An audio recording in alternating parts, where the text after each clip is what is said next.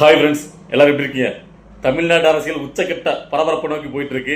இந்த சூழ்நிலையில இப்ப நேற்று தளபதி விஜய் 234 கேண்டிடேட் அனௌன்ஸ் பண்ணாங்கன்னா அதுதான் பார்த்தீங்கன்னா ஹைலைட்டா எல்லா சேனலுமே பயங்கரமா பரவிட்டு இருந்துச்சு. ஸோ அந்த டைம்ல திமுக அவங்க பங்கு எப்பவுமே விஜய் அவர்கள் ஒரு விஷயம் பண்றது ஹைலைட்டா போயிட்டு இருக்குன்னா அதை மறக்கடிக்கிறதுக்கு அவங்க ஏதாவது கொண்டு அந்த வகையில இவ்வளவு நாளா அவங்க திட்டங்களை வெளியிடுவாங்க. அன்னைக்கு நைட்டு பார்த்தீங்கன்னா திட்டங்களை அறிவிச்சிருக்காங்க. அதுல ஒரு திட்டம், பெரிய திட்டமாக ஹீரோ ஹீரோயின் திட்டம் இதுதான் அப்படின்னு சொல்லிட்டு அவங்க அனௌன்ஸ் பண்ணிருக்காரு. என்ன கேட்டீங்கன்னா 8000 ரூபாய்க்கு குடும்ப தலைவர்களுக்கு கூப்பன் கொடுக்க போறதாக அறிவிச்சிருக்காங்க. என்ன கேட்டீங்கன்னா, அதாவது இப்போ எடப்பாடி வந்து பார்த்தீங்கன்னா ஃப்ரிட்ஜ் அப்படின்னு அறிவிச்சிருக்காருல, இவர் சைடில் வந்து பார்த்தீங்கன்னா நீங்க எதை வேணாலும் வாங்கிக்கலாம். ஃப்ரிட்ஜ் இருந்தாலும் ஃப்ரிட்ஜ் வாங்கிக்கலாம், வாஷிங் மிஷின் இருந்துச்சுன்னா இப்படி மாற்றி மாற்றி உங்க வீட்டில் இல்லாத பொருளை ஒன்று வாங்கிக்கலாம். ஸோ அது வந்து பார்த்தீங்கன்னா எப்படின்னா, அதாவது ஐடி ஃபைல், அதாவது இன்கம் டேக்ஸ் கட்டாத குடும்பத்தில் உள்ள பெண்களுக்கு தான் இது அமல்படுத்தப்படும், இது கொடுக்கப்படும் அப்படின்னு அறிவிச்சிருக்காங்க. 8000 ரூபாய்க்கு என்ன வாங்க முடியும் எனக்கு தெரியல. ஃப்ரிட்ஜ் வாஷிங் மிஷின் 8000 ரூபாய் கிடைக்குமா என்ன? சரி, ஓகே, அது இருக்கட்டும். இவர் யாருக்குமே ஒரு 1000 ரூபா குடும்பத்துலேயும் சொன்னார். அதுவே எல்லா குடும்பங்களும் போய் சேரல. இதை வந்து நான் அடிச்சு சொல்லுவேன். ஏன்னா எங்கள் குடும்பத்தில் உள்ளவங்களுக்கு 1000 ரூபா வரல. சரியா? ஸோ இந்த இருக்க லட்சத்தில் இப்போ வந்து இன்கம் டேக்ஸ் ஃபைல் கட்டாத, அது சப்மிட் பண்ணாத குடும்பத்தில் உள்ளவங்களுக்கு 8000 ரூபா கூப்பன் தொகை கொடுக்கப்படும் அப்படின்னு அறிவிச்சிருக்காரு.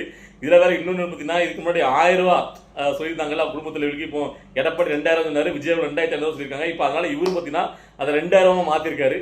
சரி, இதெல்லாம் ஒரு பக்கம் இருக்கட்டும். மக்கள் என்ன ஏமாளிகளா? மக்கள் தெளிவாயிட்டாங்க. ஸோ அதனால மக்களுக்கு என்ன பண்ணணும் தெரியும். இந்த இடத்துல நம்ம இன்னைக்கு எதை பத்தி பேசுறக்கா நம்ம வீடியோ காலில் போட்டோன்னு பார்த்தீங்கன்னா, ஒரு வீடியோ நான் நார்மலாக பார்த்துட்டு இருந்தேன். அப்போ ஒரு ஆடு ஒன்று இடையில வந்துச்சு.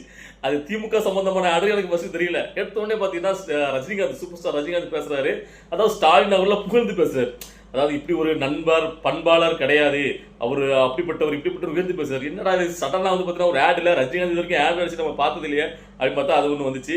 அதுக்கப்புறம் கமல்ஹாசன் என்ன கேட்டீங்கன்னா, அதாவது சகோதரர் ஸ்டாலின் சகோதரர் நான் ஏன் சொல்றேன் தெரியுமா? எல்லாரும் என்கிட்ட கேட்கீங்க, என்ன உங்களுக்கு அவருக்கு என்ன உறவுன்னு. எங்களுக்கு டார்பின் கோத்திரம் உறவு 2 பேருக்கும் அப்படின்னு பொங்கிட்டு பேசினாரு. சிரிச்சுட்டு அவன் மேலே அதை பார்த்துட்டு என்ன லூஸ் மேலே எப்பவும் பேசுவார் இருந்தாலே அரமண்டல் மதி கமலே. சரியா? அதுக்கப்புறம் பார்த்தீங்கன்னா ஸ்டாலின் அவர்கள் வராரு. அவர் சிரிச்ச முகத்தோட அவர் வந்து மக்கள் கூட நிற்கிற மாதிரி கொஞ்சம் மாதிரிலாம் போட்டவர். இப்படி ஒரு ஆடாவே திமுக சைட்லேருந்து ரஜினியும் கமலையும் பயன்படுத்தி வெளியிட்டிருக்காங்க. ஸோ இதை பார்த்தவொன்னு தான் மானங்கட்ட ஜென்மங்கள், இந்த 2 ஜென்மங்களை பற்றி பேசணும், அதாவது ரஜினியும் கமலையும் பற்றி பேசணும் எனக்கு தோணுச்சு. உண்மையிலேயே அதாவது உலகத்துல வயசு அதிகமாச்சுன்னா எல்லாரும் பெரிய மனுஷன் தான். அதனாலே அவங்களுக்கு உயர்ந்த மனுஷன், பெருந்தன்மையான மனுஷன் சொல்லிட முடியாது. ஏன்னா எல்லாருக்கும் அப்படி ஒரு புத்திலாம் இருக்காது. பெருந்தன்மை புத்தி எல்லாருக்கும் ரொம்ப என்ன, வயசை பொறுத்து பெருந்தன்மை புத்தி கிடையாது. ஓ, விஜய் வீழ்த்துறதுக்கு ஏன் இவ்வளவு கீழ்த்தரமா இறங்கிட்டீங்க? அவ்வளோ கால் பண்ணுச்சு விஜய் மேல உங்களுக்கு என்ன ஒரு மட்டமான புத்தி?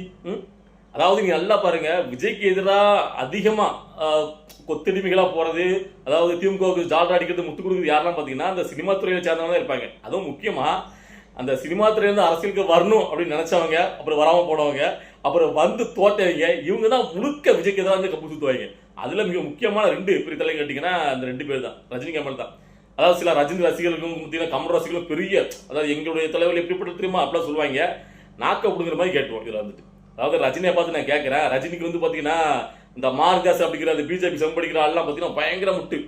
அவர் வந்து தலைவர் எப்படிப்பட்ட தலைவர் தெரியுமா, அப்படி தெரியுமா, இப்படி தெரியுமா. அதாவது இடையில ஆதவர்ஜனா சொன்னதுக்கு வந்து பார்த்தீங்கன்னா பயத்துல திமுக மிரட்டி தான் ஒரு அரசியல் வராமல் போயிட்டா சொன்னதுக்கெல்லாம் பயங்கர போய்கிட்டு பேசினா அந்த மார்காஸ் நான் கேட்கிறேன், உங்க தலைவர் ரஜினிகாந்த் பண்ற வேலையா இது? இப்ப எதுக்கு ஸ்டாலினுக்கு முட்டு கொடுக்குன்னு கேட்க. நீ மூச்சுக்கு 300 தடவை திமுக புறக்கணிங்கள் மக்கள், திமுக பண்ண பித்தலாட்டங்களை நான் வெளியில ஒவ்வொன்றா சொல்றேன் அப்படி இப்படி பயங்கர பேசுறேன். ரஜினிக்கு எவ்வளவு முட்டு, ரஜினி பண்ற வேலையை பாருங்க. இந்த நேரத்தில் இதுக்கு முன்னாடி நான் கேட்கிறேன், ரஜினிகாந்த் அவர்கள் இதுக்கு முன்னாடி மற்ற தேர்தல் நேரத்தில் வந்து பார்த்தீங்கன்னா ஸ்டாலின் அவர்கள் சப்போர்ட் பண்ணி இப்படி வந்து வீடியோ வெளியிட்டு இருந்தாரா? அந்த வீடியோ அவர் வந்து பார்த்தீங்கன்னா அவருடைய பிறந்த நாளுக்கு வெளியிட்ட வீடியோ எனக்கு தெரியும்.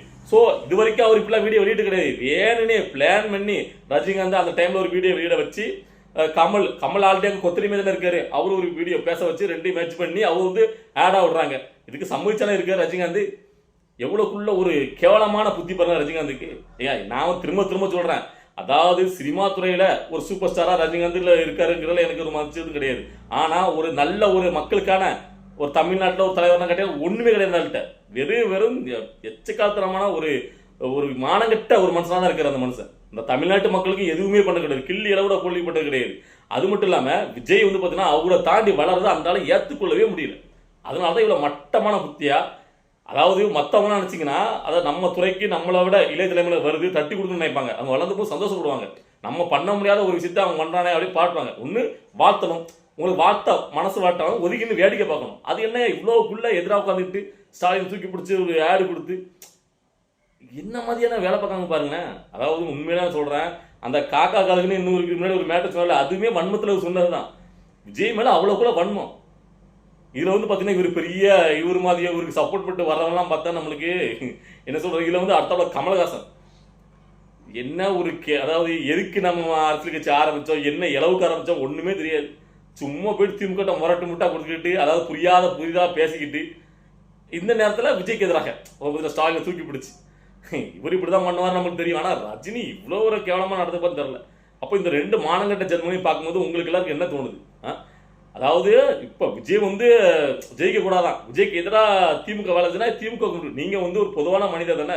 ரஜினிகாந்த் கமலஹாசனாவது அங்க அடிமையை போயிட்டார் ஒத்த சீட்டுக்கு, ஏன் இந்த புதுமையாக்க ரஜினிகாந்துக்கு? ஸோ இதெல்லாம் பார்த்துட்டு மக்கள் நல்லா புரிஞ்சுக்கணும். அதாவது என்ன பொறுத்த வரைக்கும் ரஜினி கமல் மேல தனிப்பட்ட விரதம் நம்மளுக்கு எந்த இதுவும் கிடையாது. ஏன்னா நம்ம அவளுக்கு இல்லைன்னா வாய்க்க தயாரா எதுக்கு நம்ம, அதாவது படங்களை நம்மளுக்கு எல்லாருமே பிடிக்கவும் செய்யும். ஆனா நல்லா பாருங்க, தன்னுடைய ரசிகர்கள் வாக்கை எப்படி போனாலும் கவலைப்படாத இந்த ரஜினிகாந்தையும் கமலையும் விட விஜய் எவ்வளவோ உயர்ந்து நிற்காருங்க. இவங்க கூட சின்ன வயதுல சின்னவரா இருந்தாலும் நீங்க நல்லா பாருங்க. இப்ப கூட ரஜினிகாந்தோட ரசிகர் ஒருத்தர் ஏமாந்து இவர் வந்து கட்சி அரைப்பார் ஏமாந்து போயிட்டோம் சொல்லிட்டு இப்போதைக்கு விஜய் கட்சியில் சேர்ந்திருக்காரு. அவருக்கு அங்க ஒரு எம்எல்ஏ கேண்டிடேட் அவர் நிப்பாட்டிருக்காரு விஜய் அவர்கள். இந்த கமல்ஹாசன் தான் சுயலாமா தனக்கு ஒரு எம்பி சீட்டு கிடைச்சிட்டு தன்னுடைய ஒழுங்கு மற்ற கொஞ்சம் கூட கவலைப்படாம எவன் எக்கடிப்பட்டு போனான்னு சொல்லிட்டு கண்டுக்காம ஒத்த சீட்டை போய் அடைவங்கிட்டு நாங்க உங்களுக்கு வந்து பாத்தீங்கன்னா எந்த ஒரு நிபந்தனைச்சும் ஆதரவு தரோம், எங்களுக்கு சீட்டு கூட தேவையில்லை. என்ன ஒரு மானங்கட்ட பழப்பு. இப்படி உங்களுடைய ரசிகர்கள் உங்களுக்காக வந்து பாத்தீங்கன்னா கஷ்டப்பட்டு போஸ்டர் ஒட்டி இப்படி எல்லாரும், அதாவது நம்ம வந்து அப்படி பண்ற வேலைகளை வந்து நம்ம வந்து ஆதரிக்கல. ஒரு நடிகருக்கு போய் நீங்க போஸ்டர் விட்டுங்க நீங்க கட்ட வைங்க சொல்லல. ஆனா அப்படி பண்ணாங்கல்ல, அவங்களுக்கு எத்தனை பேருக்கு நீங்க வந்து திருப்பி ஒரு நஞ்சு கடன் பண்ணிருக்கீங்க. ஆனா உங்களை ஒப்பிட்டு பார்க்கும்போது விஜய் எங்கேயோ நிக்காரு. இன்னைக்கு அவர் கட்சியில வந்து பாத்தீங்கன்னா எத்தனை பேருக்கு அவங்களுக்கு வந்து பாத்தீங்கன்னா அடிமட்டத்துல வந்து வேலை செஞ்சு அவருக்கு வந்து படத்துக்கு போஸ்டர் ஒட்டி கட் அவுட் பண்ண எவ்வளவு பேருக்கு இன்னைக்கு வந்து பாத்தீங்கன்னா ஒரு கேண்டிடேட் நிப்பாட்டார்ல. சப்போஸ் இதுல அவங்க ஜெயிச்சிட்டான்னு வச்சிருக்கீங்க, அவங்களோட லைஃப் ஸ்டைலே மாறுது இல்ல. விஜய்ங்கிற ஒத்த மனுஷன் தானே எல்லாத்தையும் மாறுது. தாங்கிட்ட ஆரம்பத்திலிருந்தே இருந்தவங்களுக்கு தானே அந்த வாய்ப்பை கொடுத்துருக்காரு. தாங்கிட்ட கார் ஓட்டுறேன், கார் டிரைவர் மகன் 30 வருஷமா கார் ஓட்டுறேன், அந்த டிரைவருடைய மகனுக்கு எம்எல்ஏவை பொறுப்பு கொடுத்துருக்காரு. தாங்கிட்ட வேலை பார்த்த மேனேஜருக்கு கொடுத்துருக்காரு. ஸோ எல்லாரும் பயனடைறாங்கல்ல அவரால். ஒரு மனுஷன் நல்லா வந்தா அவரால் 4 பேருக்கு பயனா இருக்கணுமையா. நம்ம அந்த சொத்து பொத்து கோடி கோடியா சம்பாதிச்சு தான் குடும்பம் தான் பேர பிள்ளைகள் முப்பாட்டும் சேர்த்து வச்சுட்டு போறது பெரிய மனுஷன் கிடையாது. ரஜினி இந்த தமிழ்நாட்டு மண்ணுக்கு தமிழ்நாட்டுக்கு என்ன பண்ணியிருக்காரு இது வரைக்கும்? இந்த கொரோனா டைம்லாம் வந்துச்சு, அப்பெல்லாம் அஜித்குமார் கூட ஏதோ வீட்டெல்லாம் திறந்து விட்டார் அப்படி இப்படி சொல்லுவாங்க, நிறைய இது பண்ண சொல்லுவாங்க. ரஜினிகாந்த் அவருடைய மண்டபம் ராகேந்திரா மண்டபத்தை அப்பதான் பார்த்தீங்கன்னா ஒரு போட மாட்டாங்க, பராமரிப்பு வேலைகள் உள்ள நடக்கு அப்படின்ட்டு. ஸோ உள்ள கூட அனுமதிக்கல. எதையுமே இந்த மக்களுக்காக ஒரு எல்லையில கூட கிள்ளிப்பட்டது கிடையாது. ஸோ அப்படி இருக்கிட்டு இவரை எதுக்கு தமிழ்நாட்டை தூக்கி பிடிச்சி கொண்டாடுங்க நான் கேட்க. படத்துல பாத்தீங்களா ரசிங்களா சூப்பர் ஸ்டார் அப்படி கொண்டாடுறீங்களா, அதோட விட்டுருங்க. இவருக்குலாம் அது தகுதியே கிடையாது. கமல் அதை விட கொடூரம். ஸோ நம்ம ஏன் இவ்வளவுக்குள்ள கொந்தளிச்சு பேசுறோம்னா, இந்த இவங்களுடைய ஆடை பார்த்த உடனே எனக்கு நாக்க விடுறமே கேட்கறது உண்மையில தோணுதே இல்லையா உங்களுக்கு? என்னையா பழப்புது? ஒரு மனுஷன் கஷ்டப்பட்டு வாரான், எவ்வளவுக்குள்ள எதிர்ப்புகள் சமாளிச்சு சும்மா சாதாரணப்பட்ட விஷயமா இல்ல கேட்கிற?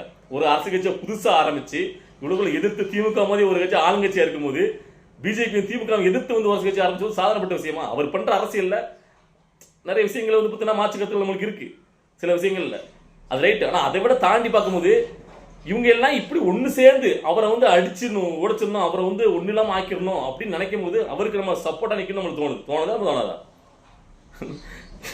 என்ன மாதிரி இருக்காங்க. சரி ஓகே, இந்த டைம்ல இன்னொரு விஷயத்தை நம்ம பேசணும். அதாவது இப்போ அதுக்கப்புறம் ரீசெண்டா ஒரு பார்த்தீங்கன்னா ஒருத்தருடைய பேட்டி ஒன்று கேட்டால் திமுக சேர்ந்த ஒருத்தர் வந்து பார்த்தீங்கன்னா அதாவது திருச்சி கிழக்கில் தளபதி விஜய் போட்டிடுறாரு, பெரம்பூர்லையும் போட்டு வர்றாரு.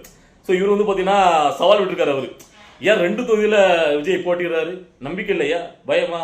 ஒரு தொகுதியை ராஜினாமா பண்ணிட்டு திருச்சி கிழக்குல மட்டும் வந்து நிக்கட்டும், நான் அவர் தோக்கடிச்சு காட்டுறேன் அப்படின்ட்டு. தோக்கடிச்சு காட்டுறதுக்கு அவர் ஐயா போயிட்டு பெரம்பூர் ராஜினாமா பண்ணணும். அவர் 2 நிற்காரலா முடிஞ்சு இப்பயும் ட்ரை பண்ணி பாருங்க, ஜெயிச்சு காட்டுங்க. ஏன்னா பயமானு கேட்குறீங்க? ஏன் இதுக்கு முன்னாடி ஜெயலலிதா அவர்ல 2 தொகுதியில் நின்று ஜெயிச்சாங்க, அவர் ஏன் 2 தொகுதியில் நிற்காருன்னா 2 தொகுதியில் எங்களுடைய கோட்டை, திருச்சி எங்களுடைய கோட்டை, சென்னை எங்களுடைய கோட்டைன்னு மிதப்பா இருக்கீங்களா? அந்த கோட்டையில பெரிய ஓட்டையா படம் தான் நிற்காரு, போதுமா? இல்ல என்னன்னு கேளுங்களா, ஆளாளுக்கு வந்துட்டாங்க. சரி என்ன சொல்ல, அவன் மனசுக்கு ஏற்ற மாதிரி தான் வாழ்க்கை. நல்லதே நினைச்சா நல்லதே நடக்கும். சும்மா உட்காந்துட்டு 24 மணி நேரமா அடுத்தவனை எப்படி நம்ம சாய்க்கலாம், அடுத்தவனை எப்படி முன்னேறாம நினைச்சோன்னா நம்ம நல்லா வாழ முடியாது. இதான் நான் சொல்ல நினைக்கிறேன். சரி, இன்னைக்கு வீடியோ பார்க்கும்போது உங்களுக்கு என்ன தோணுச்சு, நீங்களா என்ன ஃபீல் பண்ணீங்க அப்படிங்கிறத உங்களுடைய கருத்துல கமெண்ட்ல பதிவு பண்ணுங்க. நம்முடைய அடுத்த கட்ட வீடியோ அடுத்த கட்ட அரசியல் நிகழ்வை பார்த்துட்டு வரும். ஓகேவா? பாய்.